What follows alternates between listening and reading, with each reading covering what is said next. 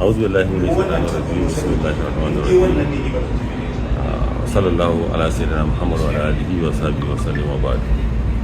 Da farko dai muna sake godewa Allah subhanahu wataala da ya kama wannan ƙasa mai tsarki lafiya cikin ƙoshin lafiya, kuma duka alhazanmu duka suka halara a wannan ƙasa ko ɗaya ba a bari ba. Wannan ita ma babban nasara ce, muna sake godewa Allah subhanahu wataala da ya mana wannan ni'ima. Na biyu,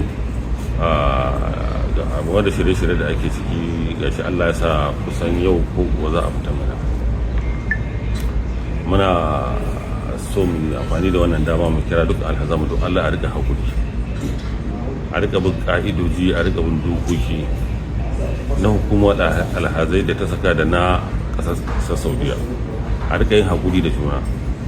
Dole mutum zai ga wasu abubuwa da za su sa masa rai, aikin hajjin kenan, amma a rika yin hakuri, a rika yin hakuri. Yanzu dai kun ga babu wanda bai samu masauki ba. Lokacin da muka zo nan ana ta hayya wani bai ba a bashi ba, gashi yanzu aka yi hakuri, kowa ya je bacinsa, babu mutum ɗaya da za ka yi a waje.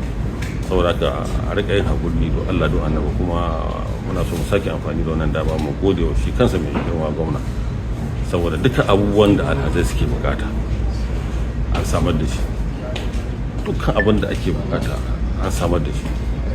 Saboda haka ni'imomi ne da yawa da Allah ya mana, ba ma ganin su idan ba da su a in ka dubu na kasan wa'anda ba su kai mu ba, ga sanan muna ta gani suna ta tsiri suna ta kai nan suka wuro suka yi mu, amma mu alhamdulillah. Saboda haka muna sake kira da su alhazai su rika yin hakuri a duk halin da suka samu kansu.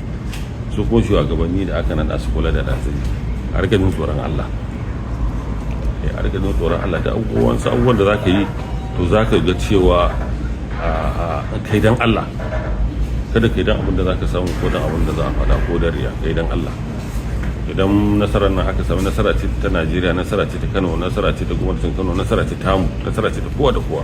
Saboda ka muna buƙatar haɗin kan kowa da kowa, daga alhazai, ma'aikata, dare, kowa muna buƙatar haɗin kan domin a aikin nan lafiya, a gama lafiya, mu ba mara dakuya. Ya ka kalli tanadin abinci da aka yi wa alhazai a gidajensu? To alhamdulillah, abinci mun gode Allah.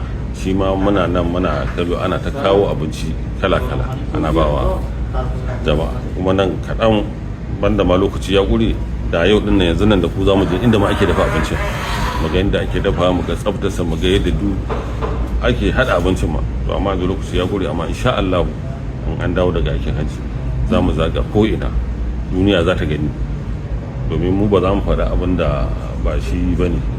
Abu ya zo na gaskiya za mu faɗa. Saboda ka harka abinci ne mu yadda muka gani alhamdulillah, alhamdulillah, mu gode Allah.